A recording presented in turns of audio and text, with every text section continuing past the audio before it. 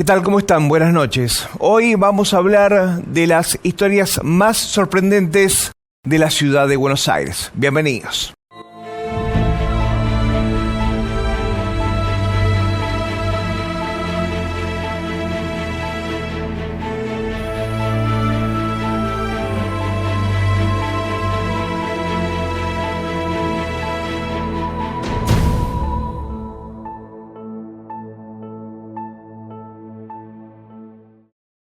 Comenzamos en el subte de la ciudad de Buenos Aires. Extraños relatos en donde pasajeros y trabajadores del subterráneo aseguran haberse encontrado con lo imposible.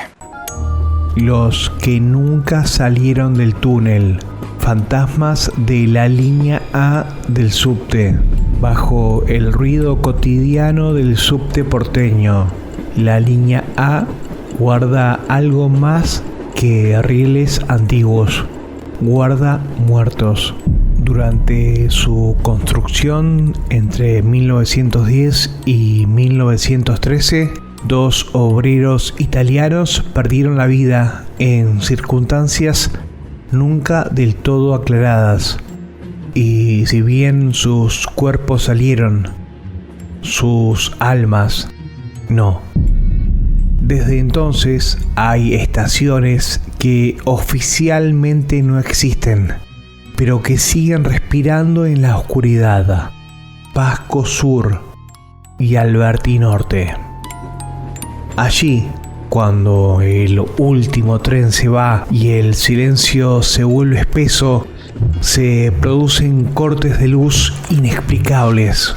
En esos segundos de total oscuridad, algunos empleados aseguran haber visto siluetas humanas avanzar por los túneles encorvadas, empuñando picos y palas, como si la obra jamás hubiese terminado.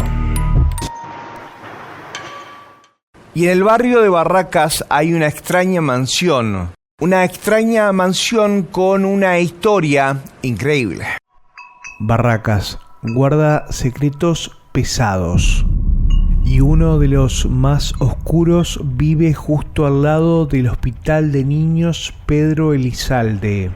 La llamada Casa de los Leones fue la mansión de Eustoquio Díaz Vélez, uno de los hombres más ricos de la Argentina del siglo XIX. Eligió vivir lejos del centro, en la vieja calle Larga, hoy la avenida Montes de Oca. Allí construyó una mansión francesa, llena de pasadizos ocultos, jaulas subterráneas y obsesiones absolutamente peligrosas. Temiendo robos nocturnos, decidió algo impensado incluso para su época. Trajo 3 leones vivos desde África. De noche, las bestias patrullaban el jardín. De día, eran encerrados bajo la casa. Todo terminó durante una fiesta. El compromiso de su hija debía celebrarse con lujo, pero un error en una jaula liberó a uno de los animales. El león atacó al novio frente a todos. Díaz Vélez logró matarlo de un disparo, pero el joven murió. La tragedia se multiplicó. La familia del muchacho culpó al estanciero. Su hija, destrozada, se quitó la vida. Enloquecido por el dolor, Díaz Vélez mandó a esculpir estatuas de leones, incluida una que muestra a un animal atacando a un hombre. Luego, se encerró en su habitación hasta que murió. Hoy, quienes visitan la casa aseguran escuchar gritos, llantos y pasos durante la noche. Dicen que no es uno, sino varios los que siguen ahí, como si la casa jamás hubiese aceptado lo ocurrido. También en el barrio de Barracas, ahí sobre la avenida Montes de Oca, está la iglesia de Santa Felicitas y su historia. La ven de blanco. Algunos dicen que es un vestido antiguo. Otros aseguran que es una mortaja. El fantasma de Felicitas Guerrero de Álzaga no camina, deambula, llora, aparece, desaparece. Fue joven, rica, hermosa y trágicamente condenada a no descansar jamás. Su historia es tan conocida como su final, y su presencia se convirtió en una de las leyendas más persistentes de Buenos Aires.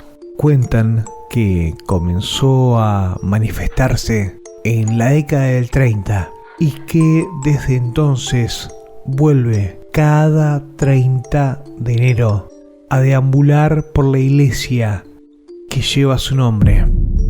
No busca venganza, no asusta por placer, simplemente repite su dolor.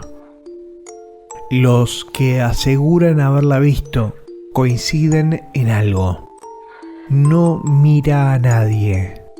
Su llanto es bajo, constante, como si siguiera esperando algo que nunca llegó.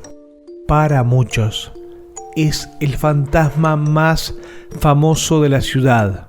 Para otros, es la prueba de que ciertas tragedias no terminan con la muerte.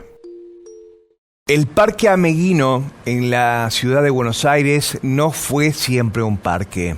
Hace unos años funcionó ahí un cementerio, el Cementerio del Sud. Y dicen que los fantasmas de las personas que están sepultadas ahí todavía deambulan en el lugar. De día es tan solo un parque, árboles, bancos, niños corriendo. Pero de noche es otra cosa. El Parque Ameguino, en Parque Patricios, está encajonado entre el Hospital Muñiz y la ex cárcel de Caseros.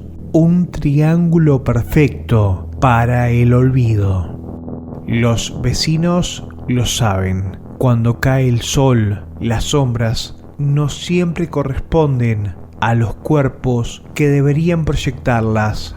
Manchas negras que se mueven solas. Este terreno perteneció a José Antonio Escalada y Carlos Escalada. Allí murió joven y enferma Remedios de Escalada, esposa del general José de San Martín, el 3 de agosto de 1823. Años después, en 1867, el predio fue comprado por la ciudad de Buenos Aires y convertido en el Cementerio Público del Sud. La epidemia de fiebre amarilla lo desbordó. Más de 15.000 muertos fueron enterrados allí hasta su clausura en 1872. Muchos cuerpos fueron trasladados, otros no. Se sospecha que bajo el césped aún descansan tumbas olvidadas, entre ellas la de la esposa del general Gregorio Arauz de la Madrid. Las sombras que hoy se ven no serían otra cosa que esas almas atrapadas bajo la tierra, caminando sobre el lugar donde nadie recuerda sus nombres.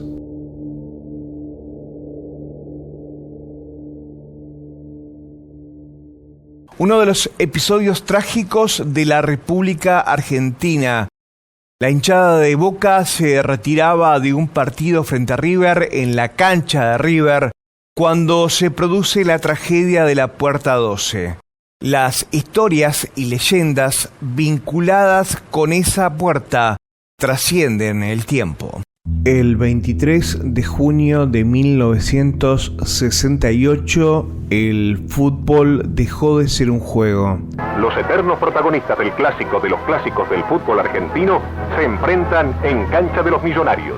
Para River, que aspira a lograr el tan ansiado campeonato, la cosa era verdaderamente seria. Ese día, 71 hinchas de Boca Juniors murieron aplastados en una avalancha humana cuando intentaban salir del Estadio Monumental por la Puerta 12, hoy rebautizada con la letra L. En estos momentos, personal de la sección Pericias de la Dirección Bomberos revisa los molinetes.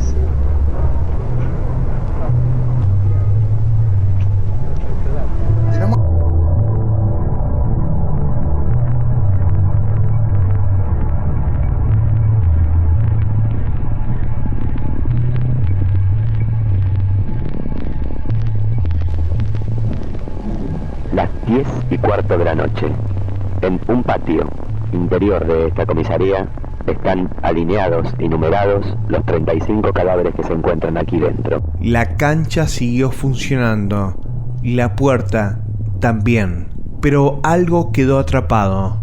Quienes trabajan allí aseguran que cerca del aniversario de la tragedia, frente a esa entrada aparecen objetos imposibles, zapatillas viejas, camperas, bufandas, prendas típicas de fines de los años 60.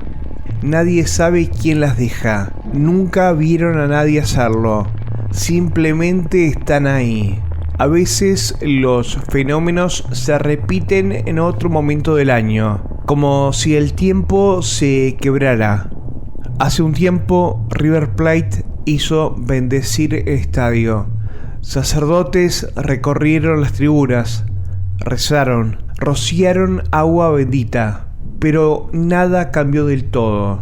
Hay puertas que cuando se abren no se cierran nunca más, y hay salidas que nunca se completaron. El Palacio Barolo, en la Avenida de Mayo, esconde múltiples secretos. Dicen que fue construido para traer desde Italia el cuerpo del Dante, y esta es su historia. El Palacio Barolo no es solo un edificio, es un mensaje cifrado en piedra, diseñado por Mario Palanti e inspirado en la Divina Comedia. Este coloso esotérico fue encargado por Luis Barolo, quien soñaba traer a la Argentina las cenizas de Dante Alighieri para protegerlas de la guerra europea. Pero ese era apenas el relato visible. Según el arquitecto e historiador Carlos Hilgar, Barolo, Palanti y Dante compartían algo más profundo. Pertenecían a una logia secreta llamada Fede Santa, ligada a los templarios y prohibida por el Papa Clemente en el siglo XIV. El edificio está dividido como el poema: infierno, purgatorio y cielo. Las 9 bóvedas representan pasos iniciáticos y jerarquías infernales. El faro, los 9 coros angelicales.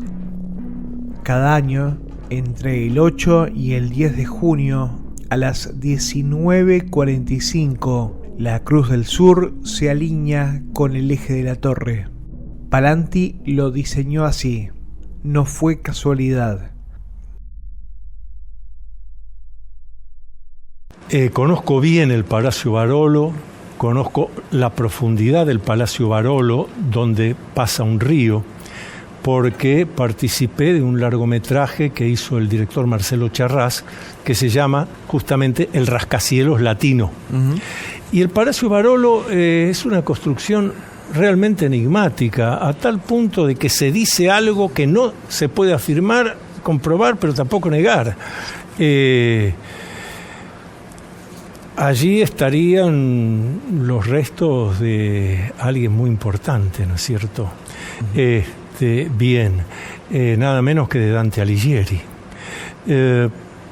Pero de todos modos, aunque eso no fuera así y sea nada más que una leyenda, toda la edificación tiene características de alto esoterismo espiritual. Los distintos niveles de la conciencia, lo inconsciente colectivo. A la gente que, aunque no vayan a visitar el interior del Palacio Barolo, pero pueden hacer un recorrido por la planta baja. Miren las agujas de los ascensores y van a encontrar una simbología muy interesante. Vean si en esas agujas no se ve la escuadra y el compás, por ejemplo, que son símbolos masónicos. Así que realmente un lugar interesante, porque ahí no hay historias, por ejemplo, de fantasmas, pero sí historias de cuestiones que tienen que ver con lo que hablamos de energizarse positivamente. Fui ahí, qué bien que me sentí, iba angustiado, salí contentísimo. Si no hizo algo en especial. Es un edificio que tiene descarga a tierra. Acuérdense lo que les dije, abajo pasa un arroyo. ¿Quién puede pensar que en plena Avenida de Mayo puede haber abajo un arroyo? Hay. Y en el barrio de La Boca hay una construcción fascinante, una torre misteriosa en donde aseguran viven duendes traídos de Europa.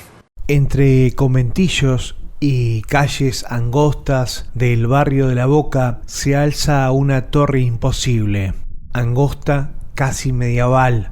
Fue construida en 1915 en plena época de esplendor portuario por encargo de María Luisa Aubert, una mujer catalana que llegó desde España.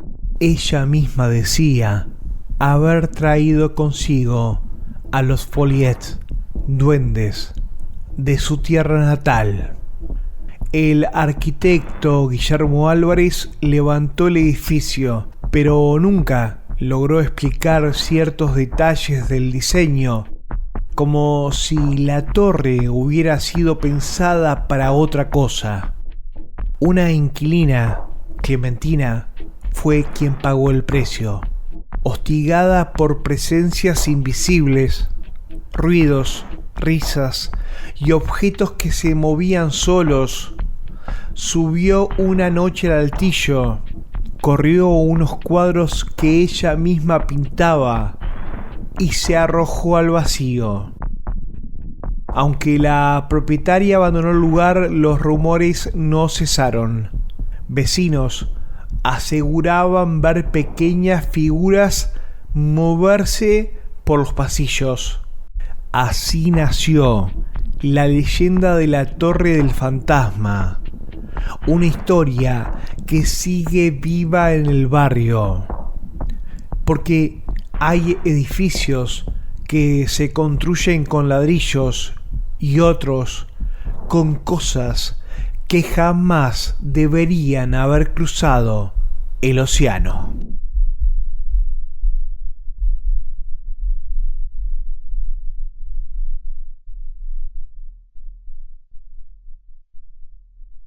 Y en la Biblioteca Nacional, ahí sobre la calle Agüero, dicen que en los archivos en el sótano de la biblioteca aparece un fantasma muy particular. En los depósitos subterráneos de la Biblioteca Nacional, los libros no siempre caen por el peso, a veces vuelan. Empleados y bibliotecarios relatan la aparición de una mujer rubia, de cabello suelto, vestida de blanco. Aparece por segundos, cruza un pasillo, se esfuma y deja tras de sí estantes vacíos y respiraciones agitadas. Muchos creen que se trata del fantasma de Eva Perón, y esto no es solo una leyenda. En el mismo terreno se levantaba el Palacio Unzué, residencia de Juan y Eva Perón. Allí, en el primer piso, Evita pasó a la inmortalidad el 26 de julio de 1952, vencida por el cáncer. El predio, delimitado por Avenida Libertador, Las Heras, Agüero y Austria, fue testigo de su agonía. La gente que sabe de estos temas hablan de paquetes de memoria, energías que quedan atrapadas donde hubo emociones extremas, amor, dolor, miedo, poder. Eso sería lo que hoy se manifiesta en la Biblioteca Nacional. Los testigos coinciden. La mujer se parece a Evita en una de las pocas fotos donde aparece sin rodete. No habla, no toca, solo camina entre libros, como si buscara algo que todavía no terminó de decidir. Y en Balcarce 50, en la Casa Rosada, hay un retrato muy particular, un retrato del expresidente Avellaneda. Los guardias del lugar no se quieren quedar de noche porque dicen que pasan cosas raras vinculadas a la pintura. En el Museo de la Casa Rosada hay un retrato que muchos prefieren evitar. No importa cuántas veces lo cambien de lugar. El problema no es dónde está, sino qué contiene. Es el retrato de Nicolás Avellaneda, encargado por Julio Argentino Roca como homenaje. Pero la pintura esconde un secreto macabro. Fue realizada utilizando partes reales del cuerpo del expresidente. Su larga barba fue pulverizada y mezclada con los materiales del cuadro. El mito dice que del lienzo surge un sonido constante. Un tic-tac, tic-tac, tic-tac. Como un reloj que no se ve. Ha sido movido más de 20 veces. El sonido siempre vuelve. Muchos trabajadores del lugar evitan pasar frente a él. Algunos aseguran sentir frío, otros una presencia. Tal vez Avellaneda aún esté contando el tiempo o esperando que alguien se detenga a escucharlo. La política, y yo voy a ir más lejos que lo esotérico, voy a usar término más preciso, la política y la magia van de la mano.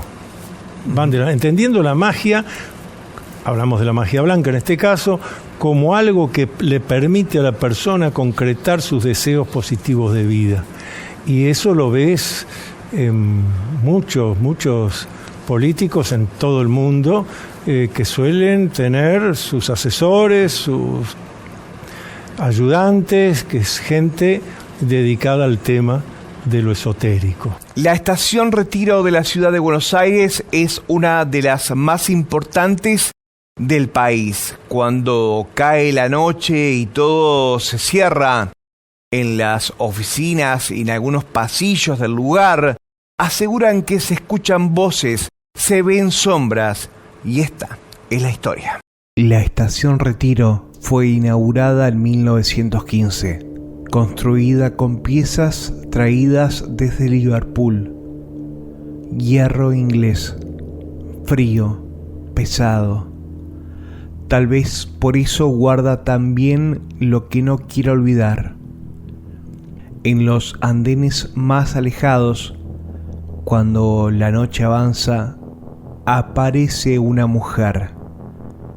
Camina despacio. Espera. Siempre espera. Los guardias dicen que murió en un accidente y que su espíritu quedó atrapado en el último lugar donde fue vista con vida. Cuando alguien intenta acercarse a ella, desaparece, como un reflejo que no tolera ser mirado de frente. A los empleados nuevos de retiro se les advierte: no es una broma. En el primer piso, las cosas empeoran. Voces que murmuran, pasos que no tienen dueño, sombras que cruzan los pasillos sin proyectar forma alguna. La estación de retiro nunca duerme del todo. Alguien o algo sigue esperando un tren que jamás llegará. El Hospital Borda tiene una historia muy particular vinculada con la aparición de un ser que una persona que aseguraba era un extraterrestre. Esta es la historia. Dicen que hay historias que no figuran en los archivos médicos, pero que sobreviven en los pasillos. Esta es una de ellas. Nadie recuerda exactamente cuándo llegó Solaris al Hospital Neuropsiquiátrico Borda. Algunos ubican su ingreso en algún punto borroso de la década del 70. Otros aseguran que apareció una noche sin papeles y sin pasado. Solo una certeza: no parecía de este mundo. Solaris se presentaba como un emisario de las estrellas. Aseguraba haber venido a estudiar a la especie humana y hablaba con obsesión del obelisco, convencido que desde allí tenía que guiar a las naves de sus hermanos. Lo inquietante no eran sus palabras, sino la forma en que las decía, con una calma absoluta, como si describiera algo inevitable. Algunos datos sobre Solaris son perturbadores. Algunos aseguraban que Solaris no tenía huellas dactilares. Sus manos eran lisas, imposibles de identificar. Por las noches organizaba reuniones secretas. Un pequeño grupo de internos se tomaba de las manos y entonaban cánticos en un idioma desconocido. Tras varios minutos algo ocurría. Solaris comenzaba a emitir un resplandor tenue, casi imperceptible al principio, pero imposible de ignorar después. Un día, simplemente, dejó de verse. No quedó un registro de alta, traslado ni fallecimiento. Solo quedó la leyenda y el silencio incómodo que todavía se siente en ciertos pabellones.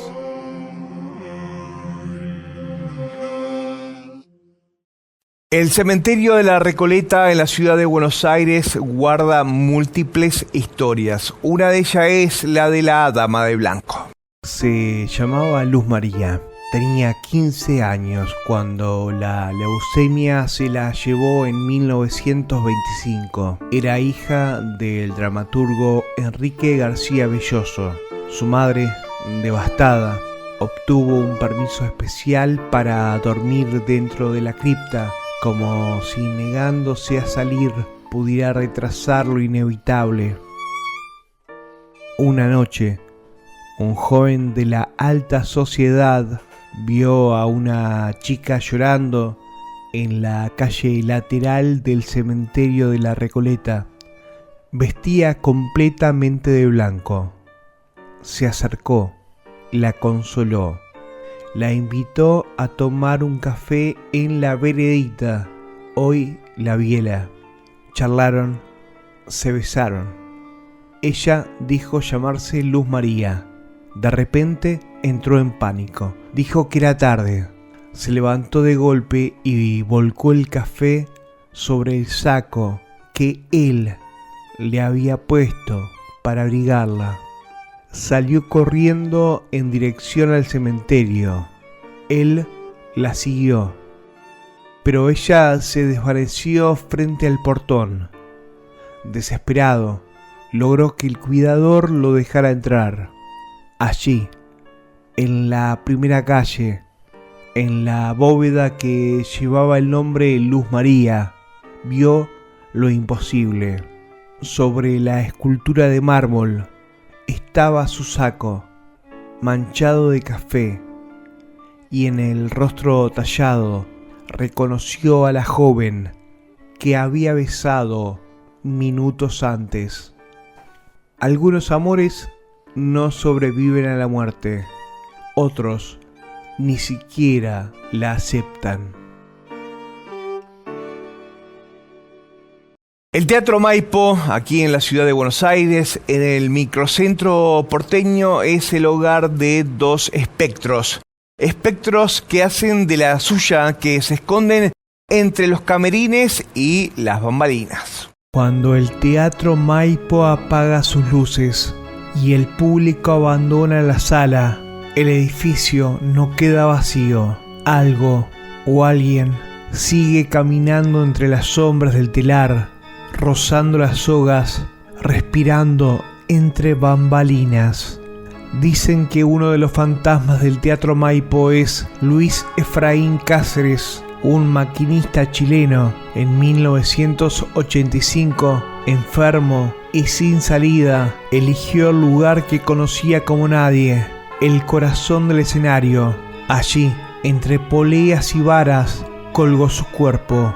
Desde entonces, muchos aseguran que jamás se fue.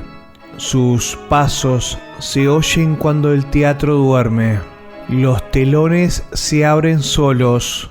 Las luces se encienden sin orden, como si alguien invisible estuviera preparando una función que no figura en ninguna cartelera. A veces aparecen los camarines del segundo piso. No asusta, busca compañía, como si todavía necesitara no estar solo. El otro nombre que resuena entre los pasillos es Ambrosio Radrizzani, actor. En el año 1943, un incendio devoró parte del teatro y contra toda lógica, Ambrosio regresó a las llamas para rescatar sus pertenencias. Nunca más volvió a salir. Hoy, su sombra parece deslizarse entre bambalinas, mezclándose con la de Cáceres. Los artistas dicen que forma parte de un elenco que nunca fue despedido. El Museo Fernández Blanco, en el barrio de Retiro, tiene múltiples leyendas y fantasmas. El Palacio Noel fue hogar, poder y tragedia.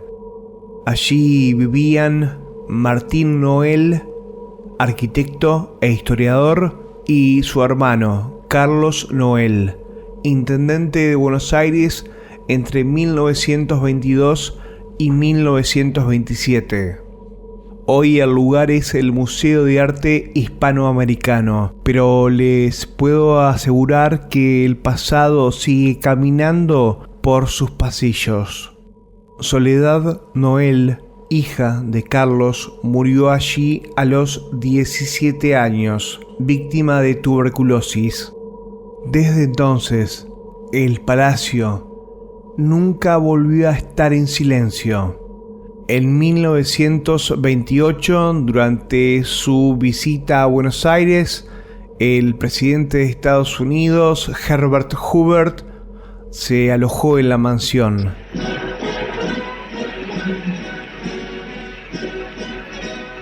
En un andén de Retiro, el presidente Irigoyen y sus acompañantes reciben al 30º presidente electo de la Unión, Herbert Hoover.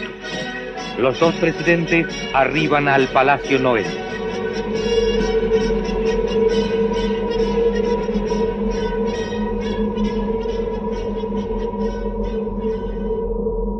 El primer mandatario del país del norte se quejó porque durante la noche se escuchaban extraños llantos viniendo de ninguna parte. Hoover pudo presenciar cómo se abrían y se cerraban solas puertas en la impactante mansión. Esa noche no pudo pegar un ojo. Años más tarde, el poeta Oliverio Girondo y su esposa, que vivían en la casa contigua, aseguraron haber visto una figura femenina vestida de blanco observando desde una de las ventanas. Dicen que no molesta, no grita, solo aparece, como si siguiera esperando que alguien vuelva a llamarla por su nombre. Y en el barrio de San Telmo, una edificación en donde hoy funciona un bar, pero antes funcionaba un convento, es el hogar de dos apariciones que conocen como las niñas del cabello color naranja. En este añejo caserón de San Telmo, el aire se vuelve distinto cuando cae la tarde, como más denso, más húmedo, como si alguien estuviera a punto de regresar. Las gemelas recorrían la casa con camisones blancos. Imitaban el canto de los pájaros, comían frutos rojos del jardín y se perdían entre las escaleras como si el mundo fuera un juego eterno, hasta que Justina cayó. Rodó escalón tras escalón como una muñeca sin vida, pálida, pelirroja, liviana. En el instante final su cuerpo parecía que se abría al cielo, como si un pájaro blanco abriera sus alas y se fuera. Desde la pequeña cúpula del convento, Josefina lo vio todo. Un aullido atravesó la capilla. Los santos parecían despertar de golpe, y el cielo se tiñó de un rosa púrpura, como si estuviera esperando a alguien. Los años pasaron, pero cada tanto, cuando todo está en silencio y el viento apenas sacude las ventanas, una voz infantil se escucha cantar. Es Josefina despidiendo a su hermana. Muchos aseguran que la niña de cabellos color naranja aún sigue rondando el lugar. Benjamín Solari Parravicini, conocido como el Nostradamus de América, vivió en 9 de julio y Moreno, lo que él describía como una abducción extraterrestre. Julio de 1961. Benjamín Solari Parravicini, artista y profeta de imágenes imposible, caminaba por la avenida 9 de Julio de Buenos Aires cuando el mundo se detuvo. Un vértigo brutal lo paralizó. El suelo desapareció. La conciencia se apagó. Al despertar, ya no estaba en Buenos Aires. Ante él, una baranda. Más allá, una explanada. Una enorme explanada semicircular bañada por una tenue luz verdosa. Algo totalmente antinatural. 3 seres extraterrestres lo observaban. No hablaban. No necesitaban hacerlo. Desde allí vio el obelisco, desde las alturas. Luego el viaje, el vacío, el cosmos. Así lo contó en una carta enviada al investigador Fabio Serpa. Cuando todo terminó, fue devuelto a la ciudad, Avenida 9 de Julio y Belgrano. Pero algo había cambiado. Un toldo comenzó a incendiarse sin explicación y parte de un camión de reparto apareció quemado, como si hubiera sido tocado por algo que no pertenece a este mundo. Parravicini nunca dudó de la experiencia y jamás volvió a mirar al cielo de la misma forma. Solari Parravicini es el ejemplo de lo que en parapsicología llamamos el paragnosta. Paragnosta es la persona que tiene, no digo ya desarrollada esa voluntad, pero por lo menos muy estimuladas las capacidades extrasensoriales, telepatía, clarividencia, precognición. Y cada uno de estos paragnostas tiene alguna facilidad. Alguno lo hace poéticamente, como Nostradamus. Las profecías de Nostradamus están escritas poéticamente. Solari Parravicini la hacía a través de un dibujo, de artes plásticas. Pero sí, sin duda, un paragnosta, un dotado, sobre todo de esa capacidad extraordinaria que es la precognición, el conocimiento cierto de un hecho futuro que no puede ser determinado ni por deducción, ni por razonamiento, ni por inferencia lógica. Solari Parravicini es un dibujo donde se ve claramente lo que pasó con las Torres Gemelas en Estados Unidos. Sí, también anunció la llegada de Fidel Castro al poder, un montón de cosas. Sí, pero muy precisas, y eso es lo que... Porque precognición no es premonición. Bueno, me parece, tengo un sentimiento de que pasado mañana puede pasar algo. Sí, mira, eso es muy amplio, algo va a pasar. Ahora, cuando vos sos preciso en los detalles, eso ya es precognición. Y en el Parque Rivadavia aseguran que aparece el fantasma de una planchadora. Antes de ser un parque, ese lugar fue una quinta, y antes de ser un descanso, fue escenario de muerte, donde hoy la gente camina despreocupada. Existió la propiedad de Ambrosio Plácido Lezica, un próspero comerciante dedicado a la producción de vinos.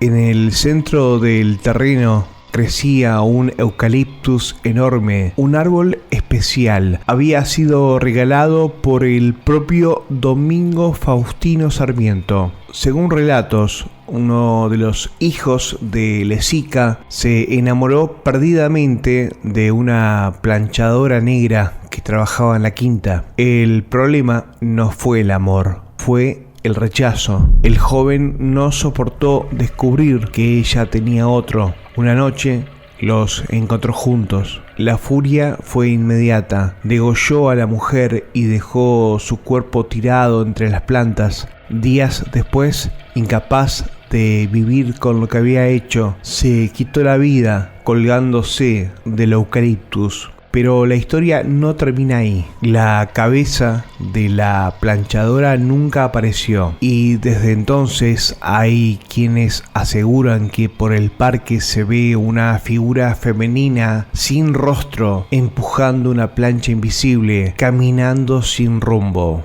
Dicen que aparece al atardecer, cuando el ruido baja y el parque vuelve a ser lo que fue, una quinta maldita que nunca olvidó.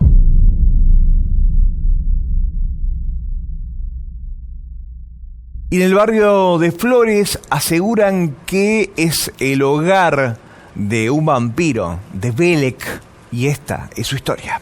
Tras el cierre del viejo gasómetro en 1979, el barrio de Boedo vivió un invierno extraño. Un circo ruso, Los Zares, instaló una carpa amarilla cerca del predio. Cada tarde, una camioneta anunciaba el espectáculo por megáfono. Todo parecía normal, hasta que apareció Belek. Era presentado como un fenómeno húngaro.